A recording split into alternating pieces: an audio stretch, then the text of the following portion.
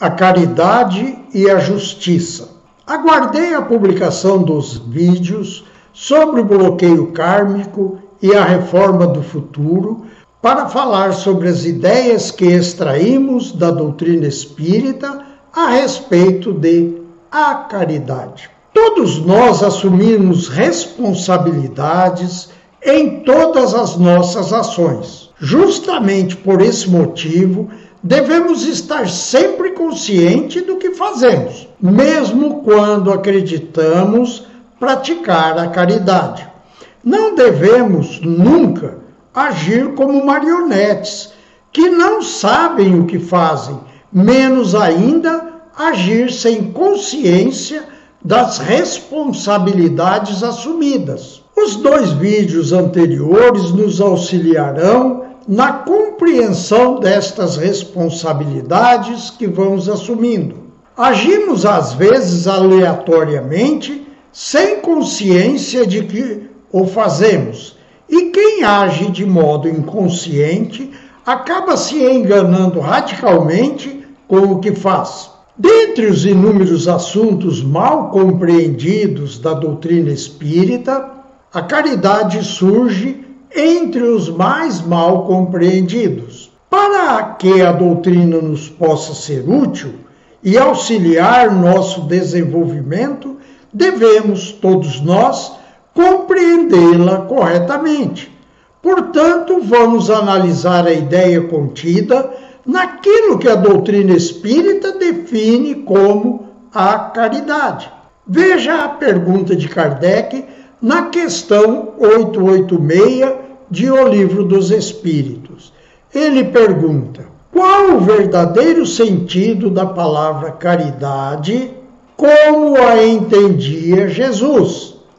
Veja agora a resposta fornecida pelos Espíritos: benevolência para com todos, indulgência para com as imperfeições dos outros e perdão das ofensas. Veja que Kardec buscou o sentido desta palavra com o próprio Mestre Jesus, o Mestre maior. Ele não quis deixar dúvidas ou espaço para interpretações pessoais, como sempre fazia em todos os seus escritos. Agora, meu irmão ou minha irmã, responda para sua própria consciência. É este o conceito que você aprendeu na casa espírita que frequenta? Caso tenha respondido afirmativamente, você está representando um caso raro. Nossos luminares substituíram este conceito pelo conceito mundano da esmola. No entanto, a esmola para o Mestre Jesus era um ato de justiça e não de caridade, conceito conservado até hoje no judaísmo e que podemos confirmar. Veja e analise o que se passa na casa espírita que você frequenta. Raciocine. Kardec não parou aí.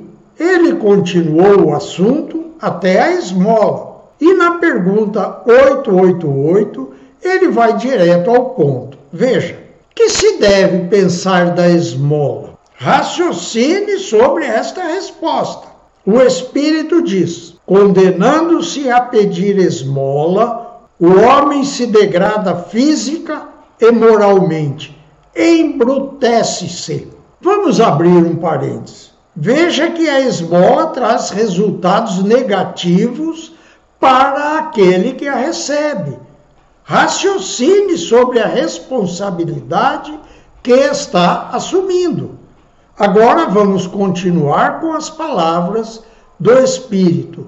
Ele continua: uma sociedade que se baseia na lei de Deus e na justiça deve prover a vida do fraco sem que haja para ele humilhação. Deve assegurar a existência dos que não podem trabalhar, sem lhes deixar a vida à mercê do acaso e da boa vontade de alguns. Kardec questiona novamente, na mesma questão. Veja, dar-se-á que reproveis a esmola? E o Espírito responde: não, o que merece reprovação não é a esmola, mas a maneira por que habitualmente é dada. O homem de bem, que compreende a caridade de acordo com Jesus, vai ao encontro do desgraçado sem esperar que este lhe estenda a mão. Vamos abrir um parêntese. Observe que a esmola deve ser iniciada com consciência da caridade de acordo com Jesus. A esmola deve ser um complemento da caridade. Raciocine. E o Espírito continua dizendo: a verdadeira caridade é sempre bondosa e benévola. Está tanto no ato como na maneira por que é praticado. Duplo valor tem o serviço prestado com delicadeza. Se o for com altivez, pode ser que a necessidade obrigue quem o recebe a aceitá-lo, mas o seu coração pouco se comoverá. Lembrai-vos também de que, aos olhos de Deus, a ostentação tira o mérito ao benefício. Disse Jesus: ignore a vossa mão esquerda o que a direita der. Por essa forma ele vos ensinou a não tisnardes a caridade com o orgulho. Deve-se distinguir a esmola propriamente dita da beneficência. Nem sempre o mais necessitado é o que pede. O temor de uma humilhação detém o verdadeiro pobre, que muitas vezes sofre sem se queixar. A esse é que o homem verdadeiramente humano sabe ir procurar sem ostentação. Amai-vos uns aos outros. Eis toda a lei divina, mediante a qual governa Deus os mundos. O amor é a lei de atração para os seres vivos e organizados. A atração é a lei de amor para a matéria inorgânica. Não esqueçais nunca que o espírito, qualquer que seja o grau do seu adiantamento, sua situação como reencarnado ou na erraticidade, está sempre colocado entre um superior que o guia e aperfeiçoa, e um inferior para o qual tem de cumprir esses mesmos deveres. Sede, pois, caridosos, praticando não só a caridade que vos faz dar friamente o óbolo, que tirais do bolso ao que vos ousa pedir, mas a que vos leve ao encontro das misérias ocultas. Sedes indulgentes com os defeitos dos vossos semelhantes. Em vez de voltardes desprezos à ignorância e ao vício, instruí o ignorante e moralizai os viciados. Sedes brandos e benevolentes para com tudo que vos seja inferior. Sede-o para com os mais ínfimos seres da criação, e tereis obedecido à lei de Deus. A longa resposta à pergunta de Kardec foi assinada por São Vicente de Paula.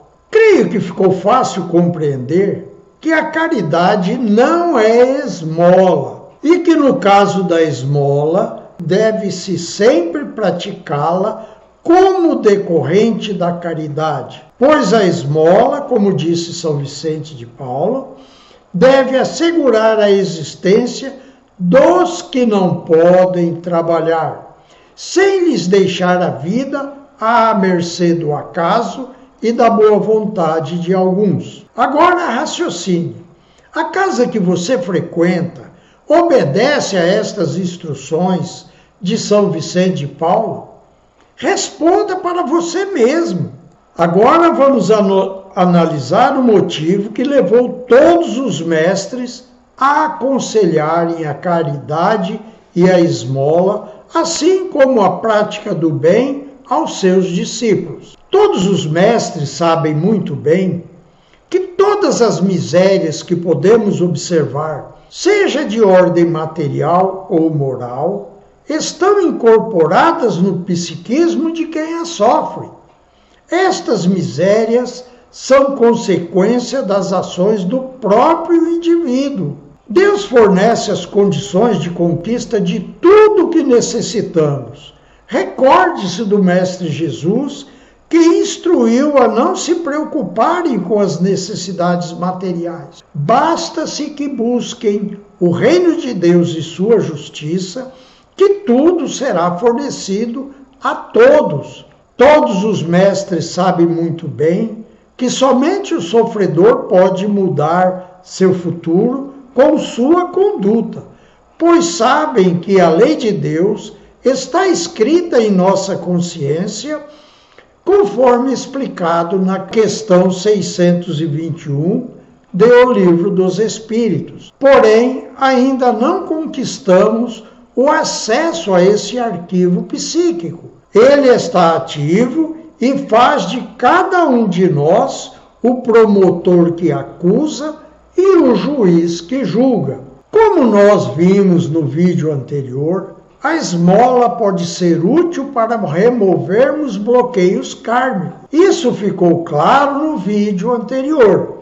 Nosso eu superior aceita ou não a remoção de bloqueios kármicos. Depende do modo como agimos. O objetivo de todos os mestres é remover dos arquivos psíquicos os bloqueios kármicos que produzem as misérias e não as misérias em si, pois sabem muito bem que as misérias são consequências das ações anteriores do indivíduo e que somente ele pode remover seus bloqueios com suas ações.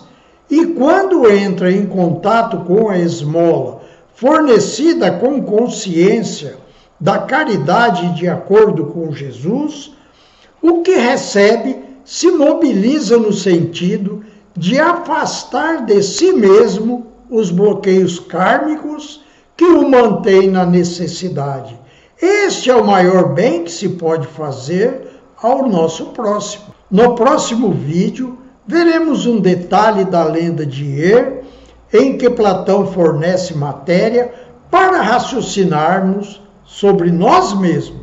Aguarde!